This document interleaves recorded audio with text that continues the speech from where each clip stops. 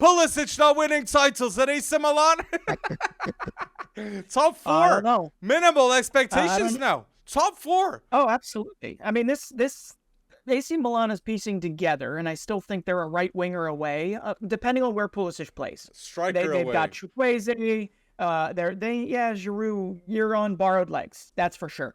But AC Milan, I think, is firmly going to be in the Scudetto chase. I think Napoli is getting kind of decimated. They still have Osimhen. They obviously still have Kvaratskhelia. But Lobotka, yeah, that's true. They haven't really lost actually too much, except obviously their big center back, which has not been announced yet. But when it comes down to it, the Tonali money, as hard as it was to let him go, 60 million plus euros in Serie A goes a long way these days. And that's kind of saying something, because it feels like more talent is leaving Serie A these days for big money than there is injected into it. So. And right now, what we heard was Christian Pulisic, right? 20 plus million. They didn't get the 25 they want. Well, I can tell you, Christian Pulisic, his smile is back. He has this new vigor to him, this new excitement. Stefano Pioli wants him there, has had endless conversations with him about where he's going to fit in.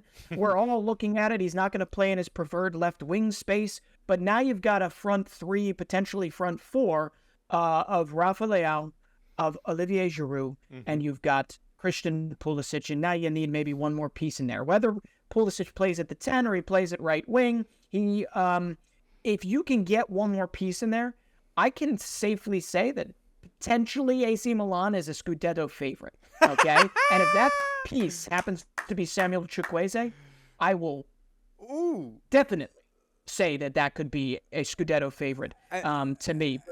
It's just nice to see him back. And based on Chelsea's exit tweet, sending out, just later, see ya, no thank you, or really anything like that, I think everybody is...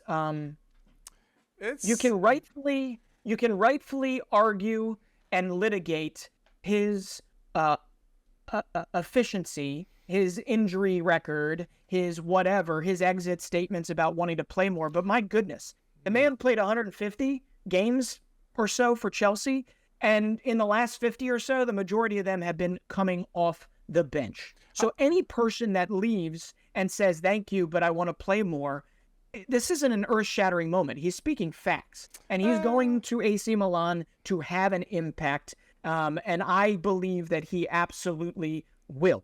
But I don't know. With AC Milan, I think I'll go to Pulisic, but I just want to say, with AC Milan, Tonali leaves. A big problem for them. 17 million comes in, and Paolo Maldini leaves too. Big structurally, this changes for next season, okay? So I think people are in doubts, and people know that AC Milan are on a budget currently. But Tonali is left, but to address that same possession, they get Ruben Loftus-Cheek, and they get now from AZ Alkmaar, it's done. I'm going to butcher this name. Shanji Reijnders, okay, for 20 million. Very good defensively, very complete too, and was crucial for AZ Alkmaar last season at Eredivisie. The way I see it, it's AC Milan as top 4 minimal expectations. They must keep Mike Maignan. They must keep Theo Hernandez. Tomori's got to stay there. And they have to... Benacer is quite underrated in my view. And they need to keep this core. We're not injured too. But they have a young core right there. And even the Chelsea influence in this AC Milan team is just ridiculous. From Giroud to Bakayoko to Pulisic to Tomori. Like, every single player has gone through Chelsea to go to AC Milan right now. It's absolutely mad. But I still believe they have the best goalkeeper in the world with Mike Maignan. I think that's no doubt. No doubt, and it's mad that Donnarumma left for Mike Maignan, and the best left back with Theo Hernandez, and one of the best wingers with Raphael Leão. Sadly, Tonali had to leave with the Raphael Leão extension. I just hope, it would have been better if they just stayed together. But I understand, Tonali, Rossoneri has to leave. Oh.